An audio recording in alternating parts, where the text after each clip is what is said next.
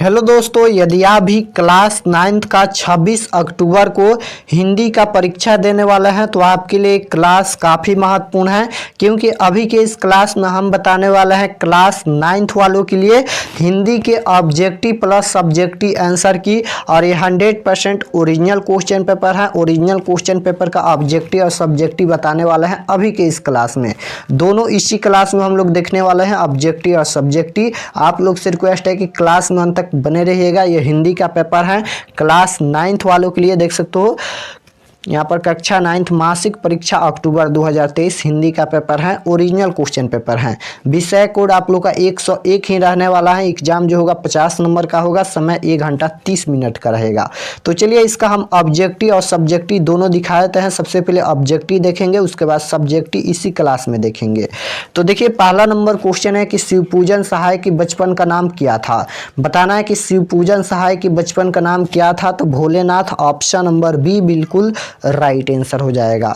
2 number question है कि मुंशी जी के बड़े भाई क्या थे। बताना है कि मुंशी जी के बड़े भाई क्या थे। तो दरोगा थे। 3 नंबर क्वेश्चन है अर्चाय शीलभद्र किस विषय के विद्वान थे। तो इसका राइट आंसर 3 नंबर का ऑप्शन नंबर डी हो जाएगा, धर्म। चलिए नेक्स्ट क्वेश्चन देखते हैं। 4 नंबर क्वेश्चन देखिए, आप लोग आंसर को नोट करते चलिएगा। 4 नंबर क्वेश्चन है ग्राम गीत का मर्म निबंध के लेखक कौन है। तो 4 नंबर क्वेश्चन का ऑप्शन नंबर डी हो जाएगा यहाँ पर। नेक्स्ट क्वेश्चन है कि चंपिया कितने साल की हैं। तो इसका राइट आंसर 5 नंबर का ऑप्शन नंबर यहाँ पर ये हो जाएगा 10। नेक्स्ट क्वेश्चन देखिए 6 नंबर क्वेश्चन है यहाँ पर कि विष्णु प्रभावक की रचना कौन सा है। तो इसका राइट आंसर 6 नंबर का ऑप्शन नंबर यहाँ पर सी हो जाएगा, यहाँ पर अष्टवक्र। नेक्स्ट क्वेश्चन है 7 नंबर, लेखक राम कुमार का जन्म कहाँ हुआ। बताना है कि लेखक राम कुमार का जन्म कहाँ हुआ। तो 7 नंबर क्वेश्चन का आंसर ऑप्शन नंबर यहाँ पर डी हो जाएगा, शिमला में। 8 नंबर क्वेश्चन है कि टॉल्स्टॉय के घर में कितने पियानो थे। तो इसका राइट आंसर 8 नंबर का ऑप्शन नंबर यहाँ पर 2 हो जाएगा, बी। नेक्स्ट क्वेश्चन है रैदास को दिल्ली आने का निमंत्रण किसने भेजा था। बताना है कि रैदास को दिल्ली आने का निमंत्रण किसने भेजा था। तो 9 नंबर क्वेश्चन का आंसर ऑप्शन नंबर ए हो जाएगा, सिकंदर लोदी। 10 नंबर क्वेश्चन है कि शेख मोहम्मद या गोश मोहम्मद किसके गुरु बताए जाते हैं। तो इसका राइट आंसर 10 नंबर का ऑप्शन नंबर ए हो जाएगा, रैदास। 11 नंबर क्वेश्चन देखिए, पूछा गया है खालसा पंथ की स्थापना किसने की। बताना है कि खालसा पंथ की स्थापना किसने की। तो याद रखिएगा, गुरु गोविंद सिंह। नेक्स्ट क्वेश्चन है हरिऔध का जन्म कहाँ हुआ था। बताना है कि हरिऔध का जन्म कहाँ हुआ था। यहाँ पर कानपुर या आगरा या इलाहाबाद या आजमगढ़। तो हरिऔध का जन्म कहाँ हुआ था। तो याद रखिएगा, हरिऔध का जन्म हुआ था यहाँ पर आजमगढ़, ऑप्शन नंबर डी बिल्कुल राइट आंसर हो जाएगा। 13 नंबर क्वेश्चन देखिए, महादेवी वर्मा की रचना निम्न में कौन सी है। बताना है कि महादेवी वर्मा की रचना कौन सी है। तो 13 नंबर क्वेश्चन का आंसर ऑप्शन नंबर ए हो जाएगा, यामा। 14 नंबर क्वेश्चन है आ रही रवि की सवारी कविता के रचनाकार कौन है। बताना है कि आ रही रवि की सवारी कविता के रचनाकार कौन है। तो इसका राइट आंसर 14 नंबर का ऑप्शन नंबर सी हो जाएगा, हरिवंश राय बच्चन। नेक्स्ट क्वेश्चन देखिए 15 नंबर क्वेश्चन है यहाँ पर कि दीप बुझे हैं जिन आँखों के, इन आँखों का ज्ञान मिलना किस कविता की पंक्ति है। तो 15 नंबर क्वेश्चन का आंसर ऑप्शन नंबर बी हो जाएगा, पूरा हिंदुस्तान मिलेगा। 16 नंबर क्वेश्चन देखिए, म का उच्चारण स्थान है। बताना है कि म का उच्चारण स्थान क्या है। तो म का उच्चारण स्थान जो होगा वह होगा ओस्ट, ऑप्शन नंबर ए बिल्कुल राइट आंसर हो जाएगा। नेक्स्ट क्वेश्चन देखिए, खिचड़ी शब्द है। बताना है कि खिचड़ी शब्द क्या है। तो इसका right answer option number A हो जाएगा, तत्मस। नेक्स्ट क्वेश्चन है बुढ़ापा में कौन सा संज्ञा है। बताना है कि बुढ़ापा में कौन सा संज्ञा है, संज्ञा बताना है।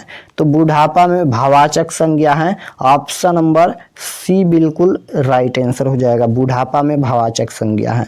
नेक्स्ट क्वेश्चन है सर्वनाम के कितने भेद हैं, बताना है कि सर्वनाम के कितने भेद हैं। तो याद रखिएगा सर्वनाम के जो भेद हैं वह 6 होता है, ऑप्शन नंबर सी बिल्कुल राइट आंसर हो जाएगा, सर्वनाम के 6 भेद होते हैं। 20 नंबर क्वेश्चन है झूठा कौन वाचक विशेषण है, बताना है कि झूठा कौन वाचक विशेषण है। तो 20 नंबर का ऑप्शन नंबर ए हो जाएगा गुणवाचक। नेक्स्ट क्वेश्चन है 21 नंबर, हे भगवान मेरी रक्षा कीजिए इस वाक्य में कारक हैं। तो इसका राइट आंसर क्या हो जाएगा यहाँ पर 21 नंबर का ऑप्शन नंबर डी हो जाएगा यहाँ पर संबोधन कारक। 22 नंबर क्वेश्चन देखिए, 22 नंबर क्वेश्चन है बात बढ़ाना मुहावरे का अर्थ होता है, बताना है कि बात बढ़ाना मुहावरे का अर्थ क्या होता है। तो याद रखिएगा बहस छिड़ी जाना। नेक्स्ट क्वेश्चन है 23 नंबर, अधापका शब्द में उपसर्ग है, यहाँ पर बताना है कि अधापका शब्द में क्या उपसर्ग है, उपसर्ग बताना है।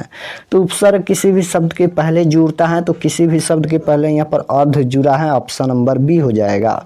नेक्स्ट क्वेश्चन है दर्शनीय शब्द में प्रत्यय है, अब यहाँ पर प्रत्यय बताना है दर्शनीय शब्द में। तो दर्शनीय शब्द में प्रत्यय यहाँ पर यह हो जाएगा, ऑप्शन नंबर बी में दिया गया है। 25 नंबर क्वेश्चन है सुख दुख कौन उपसर्ग हैं, बताना है कि सुख दुख कौन उपसर्ग हैं। तो 25 नंबर का ऑप्शन नंबर सी हो जाएगा द्वंद्व समास का यहाँ पर बताना है, समास बताना है कि सुख दुख कौन समास है, तो द्वंद्व समास। 26 नंबर क्वेश्चन देखिए आम शब्द का पर्यायवाची है, बताना है कि आम शब्द का पर्यायवाची शब्द क्या है। तो याद रखिएगा अमृत फल, ऑप्शन नंबर बी बिल्कुल राइट आंसर हो जाएगा। नेक्स्ट क्वेश्चन है 27 नंबर, मिलन शब्द का विलोम है, विलोम शब्द मतलब होता है उल्टा शब्द, तो मिलन का उल्टा क्या हो जाएगा। तो इसका right answer option number D हो जाएगा विरह। नेक्स्ट क्वेश्चन 28 नंबर, जो कम जानता है के लिए एक शब्द है, बताना है कि जो कम जानता है के लिए एक शब्द क्या है। तो 28 नंबर का ऑप्शन नंबर सी हो जाएगा अल्पज्ञ। नेक्स्ट क्वेश्चन है मनोहर का संधि विच्छेद क्या है, बताना है कि मनोहर का संधि विच्छेद क्या है।